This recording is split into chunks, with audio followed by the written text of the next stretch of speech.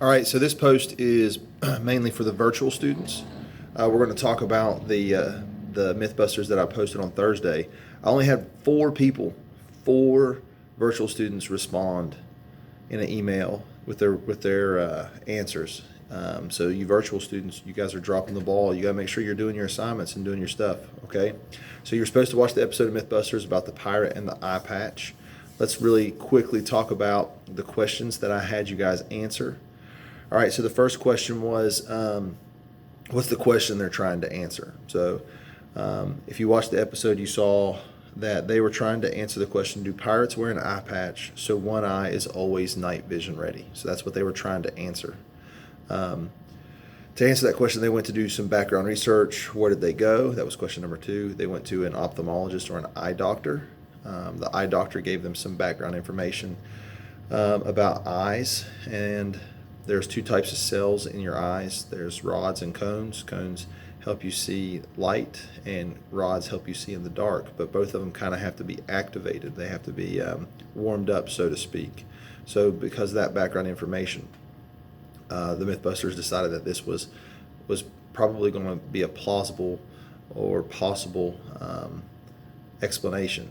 So number 3, I asked you to write a hypothesis for the experiment. So this is the hypothesis that I came up with. If a pirate wears an eye patch, then they will always have one eye night vision ready.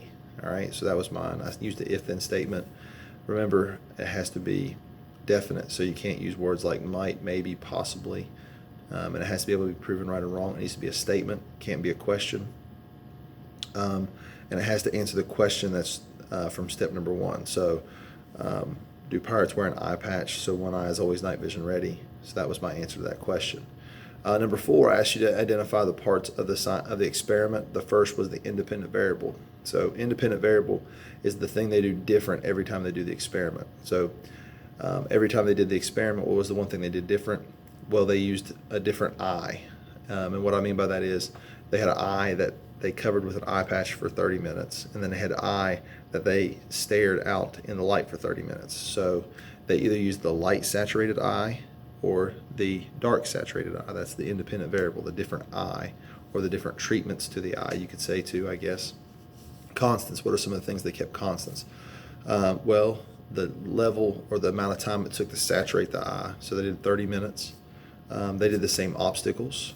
They used the same room. I'm sure the room was the same darkness. So there was a lot of things that they tried to keep the same. Dependent variable. Tanner Thompson to the office, please. What did they count, measure, or calculate to get their results? They measured the amount of time it took them to complete the obstacle course. Okay, that was their dependent variable. And then their control. Now, I told you when we started this that there's not one specific way to do the scientific method, and that there's little variations. So in this, they had a control group, but it's a little different from the control groups that we've talked about. So what they did was they went through the obstacle course with the light saturated eye and got the time.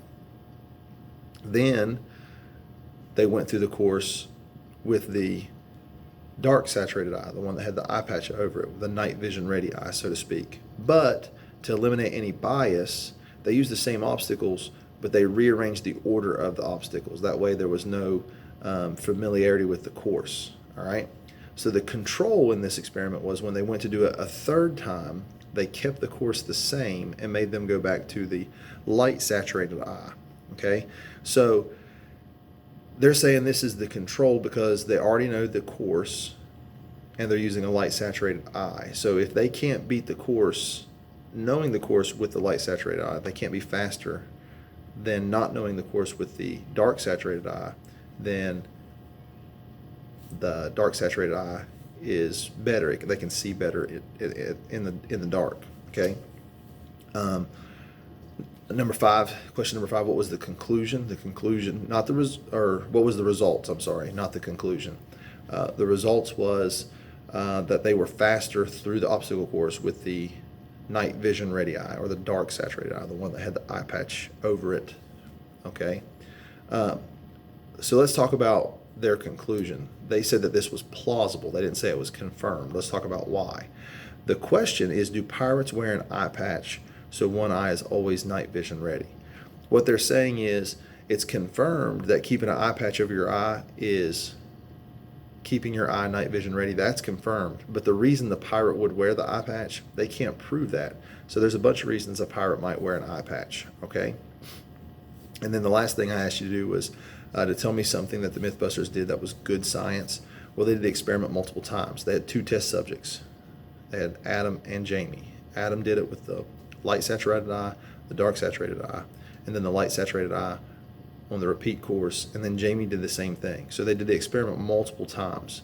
So by doing the experiment multiple times, that's good science, all right? So I feel like some of you guys are really starting to understand scientific process. If you're having questions or problems, contact me, let me know so I can help you, all right? We're gonna have another assignment today, identifying the different parts of the scientific method. So when you log on, make sure you do that and complete it. Today's assignment, I am not going to give you unlimited tries. I'm only going to give you 2 tries, okay? So take your time, read, and answer the questions. I'm only giving you 2 chances, all right? Good luck.